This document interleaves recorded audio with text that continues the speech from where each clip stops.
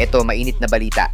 Narito ang 6 na senaryo na maaaring magpapabago sa desisyon at final lineup ni Coach Tim Cone para sa FIBA Asia Cup sa August. Pero bago yan, like and subscribe lang mga kabady para sa latest basketball news and highlights. Isa sa mga posibleng senaryo ay kung nasa 70% to 80% recovery na si Kai Sotto, maaaring isama siya sa lineup bilang backup. Tipong ilang minuto lang ang lalaruin niya kada game, hindi masyadong pipilitin para lang may kapalitan si Junmar sa ilalim. Pero syempre, ayaw nating lumala pa ang injury ni Kai kung ipipilit siya. Nasa kanya ang desisyon kung gusto niyang tumulong sa gilas, lalo na kung gusto niyang bumawi para sa mga defeat na natamo ng team. Kung malaki ang puso ng bata, baka mag-volunteer siya. Pero again, health first. Pangalawa, malaking bagay kung ma-approve na ang passport ni QMB. Matagal na itong issue pero ayon sa SBP, inaayos na nila ito sa FIBA para makalaro si QMB bilang local. Kapag hindi nakalaro si Kai, malaking posibilidad na si QMB ang maging katandem ni Junmar Fajardo sa ilalim. Sa laki at athleticism ni QMB, malaki ang maitutulong niya sa depensa at rebounding.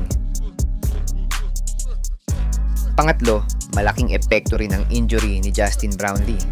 Nakatakda siyang sumailalim sa operasyon ngayong May o June at may estimated 2-month recovery time. Critical ito kasi pagdating ng July, start na ng Gilas practice. Alam naman natin, madalas 10-15 days lang ang full practice ng Gilas bago sumabak sa international games.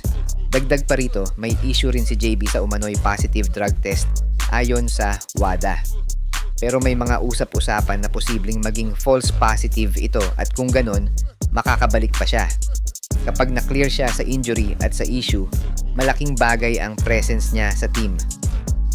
Worst case scenario, kung hindi makalaro si JB, wala tayong choice kundi i-activate si Ange Kouame. Siya ang pinaka-ready sa mga naturalized players na available.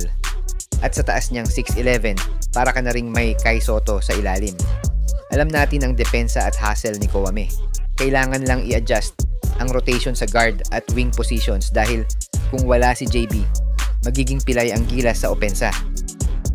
Option din si Jordan Clarkson, ang NBA at Utah Jazz star. Pero sobrang daming konsiderasyon bago natin makuha ang serbisyo niya. Kaya masasabi nating 50-50 pa rin ang posibilidad na makalaro si JC sa FIBA Asia.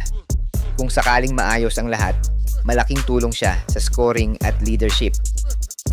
Huli sa listahan ng posibleng factors ay ang pagpalit sa ilang players na kulang ang kontribusyon sa last FIBA qualifiers. Kung titingnan, halos 7 to 9 players lang ang ginamit ni Coach Tim sa rotation. Pinilit niyang umasa sa main guys pero parang na-overlook ang lalim ng bench. Players gaya ni na Carl Tamayo, Kevin Kiambao, CJ Perez at Mason Amos ay halos hindi nagamit ng maayos. Pero syempre, hindi natin hawak ang sistema ni Coach Tim. Siya lang ang nakakaalam ng kabuuang plano at diskarte. Sa huli, siya ang may final say kung ano ang tama o mali sa naging execution ng Gilas.